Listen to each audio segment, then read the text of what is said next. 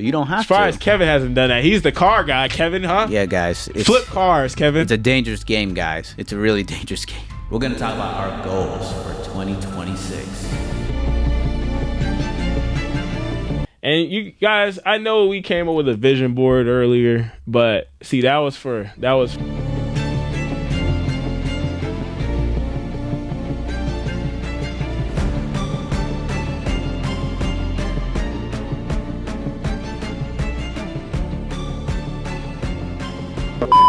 this year specifically. We want to talk about things that we have going on. Kevin, what's one of your first things that you want to complete this year? All right, guys. One of my first goals this year is I don't read. I just listen. And I'm trying to improve on that. So this year, I said I'm going to read one book each month and reflect on it. And by that, I mean I'm going to pick a book. I'm going to actually think about what the book said, and I'm going to add it to my life. Otherwise, you're just wasting your time. You're just reading it. So that is my first goal for this year. So what's one of the first books you want to read?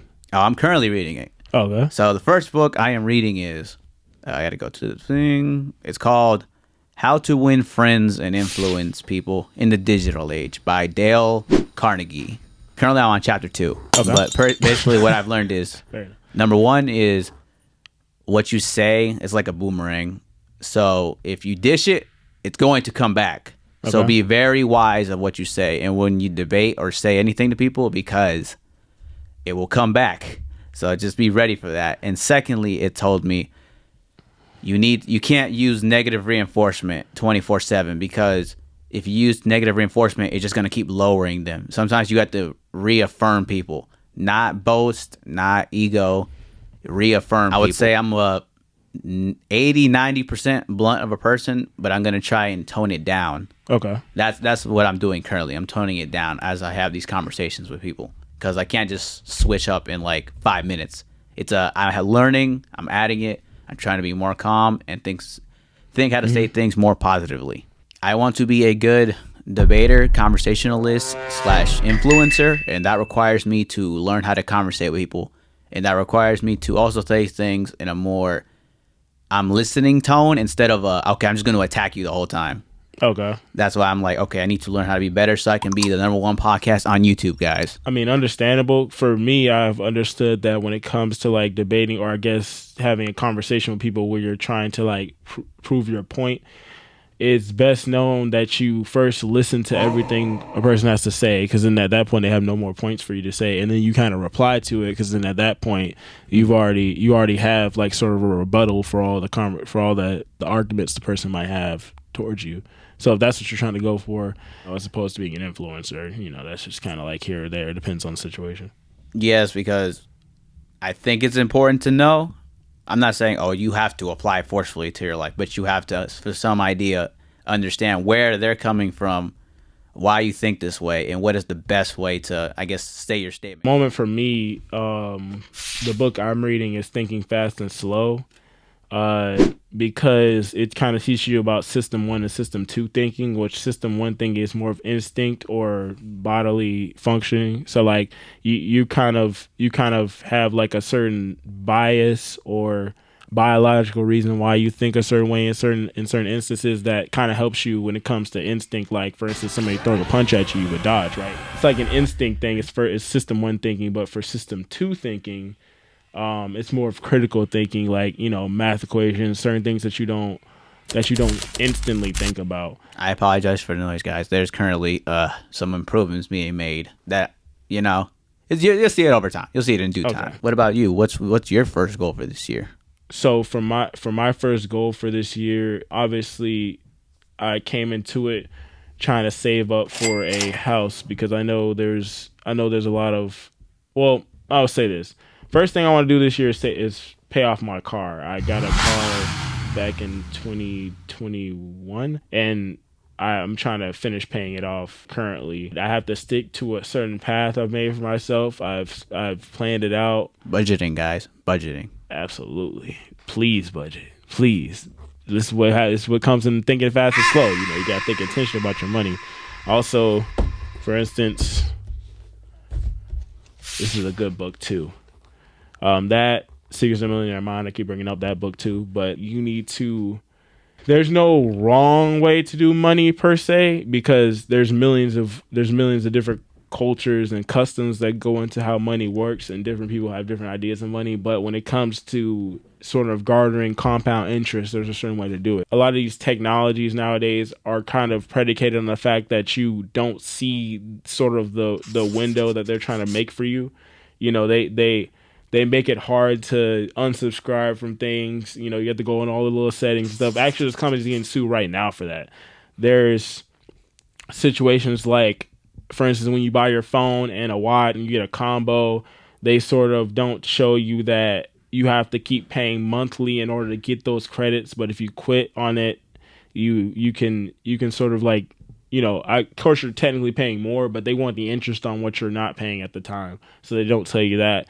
You know, things like when you get buy two, get 150% off, that's really just a way for you to pay for three things. And, you know, you're actually paying more. That comes from Alex Hormozy. You know, I don't want to butcher his name, but that's pretty much the gist of it. All these things go into factors of how I'm going to start to sort of think about money this year. All right, guys. My second goal for this 2026 is learn and master minimalism. Now, I know we talked about it before, guys, but minimalism is only buy what you guys need. We live in a time where everybody wants to look like they got it, or if you want to use other terms, money. But then you realize you don't really got it. And the thing is that they trick you into believing that you need these things, guys, when you really don't.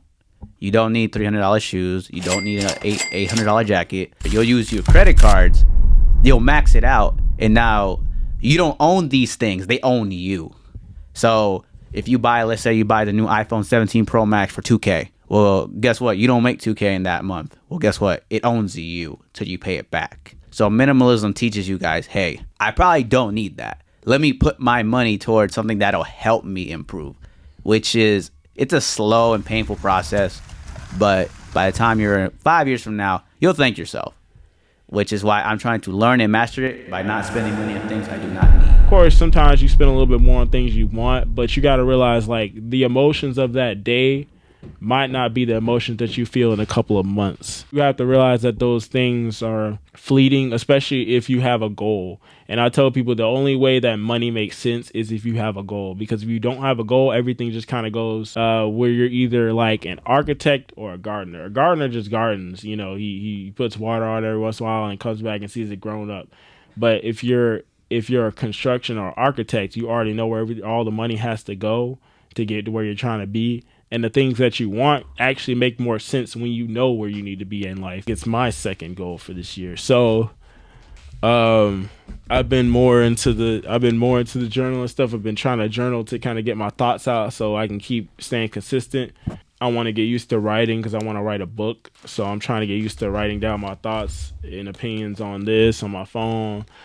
Sort of fleshing them out a bit more, and that's where I'm trying to go at. I'm trying to get a lot of thoughts out from my book later for this year, because I realize that a lot of the people that structure these books have to first write down a lot of thoughts first and then kind of structure them out later.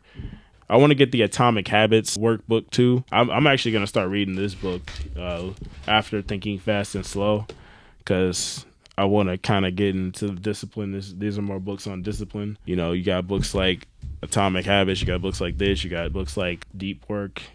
You know, the first couple books you read when you're trying to get into the space. What is the hardest thing in case anyone wants to write a book themselves? First of all, having enough thoughts to fill out a book and structuring those thoughts after doing it. They have probably started off writing a bunch of random thoughts about a bunch of random books or about a bunch of random ideas that they had in the beginning, and then they kind of put them together in a way that makes sense for the people that are sort of in the space of philosophy, discipline, money, psychology.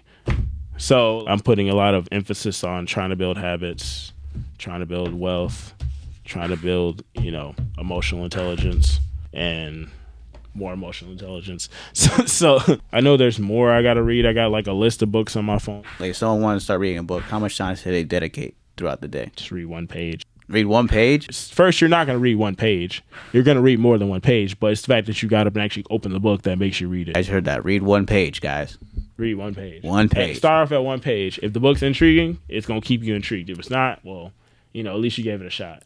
Last year, I practically did have a whole year of going to the gym, but I want to stick to it this year because I feel as though this is the time where you kind of fall off of your goals for the year because you had some last year and, one thing can demotivate you and then you're all of a sudden spiraling out of control when it comes to the things that you're already doing.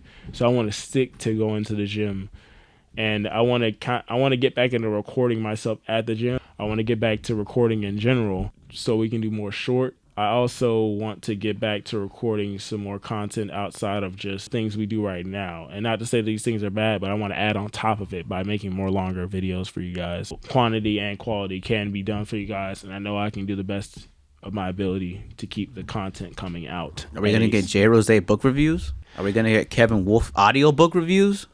Kevin, you listen to books? I know, right? That's what I'm saying. I'm surprised too. I'm actually doing it. I'm actually paying attention. I was like, oh crap, I'm actually listening. No. But if you guys do want book reviews, I can do that, or give like a short synopsis of the books for you so you can sort of use them in your daily life. Because I know some books, not saying these ones, because these ones are fairly recent in terms of like when they came out or like who they're for. Older books, maybe I could sort of like try and put them in a way that, in 2025 and 2026, 2027, 2028, we can understand. I do want to say that you guys don't have to wait till January 1st to get started.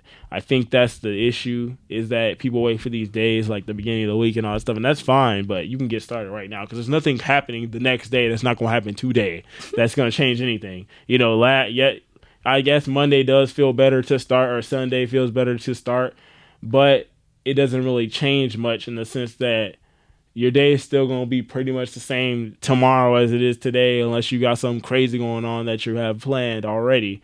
But I don't think you need to necessarily start on a day that's great, because think about it like this. If you get used to starting on random days, that means everything else will be used to be starting on random days that aren't necessarily the beginning of the year, the beginning of the week, on a holiday, on your birthday. You don't have to necessarily wait on these holidays to start, because that kind of traps you in the sense that you need to wait on something special to happen to start. I'm gonna try and push out some more content for you guys. I'm gonna try and like edit some more content, get this stuff out for you guys. Do you have a fourth one? My fourth final one. That's it. That's me. I got one more. And that's it.